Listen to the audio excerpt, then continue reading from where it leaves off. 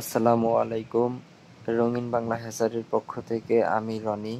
প্রতিদিনের মতো এই ভিডিওতে আপনারা আজকে জানতে পারবেন বিভিন্ন মুরগির বাচ্চার দাম।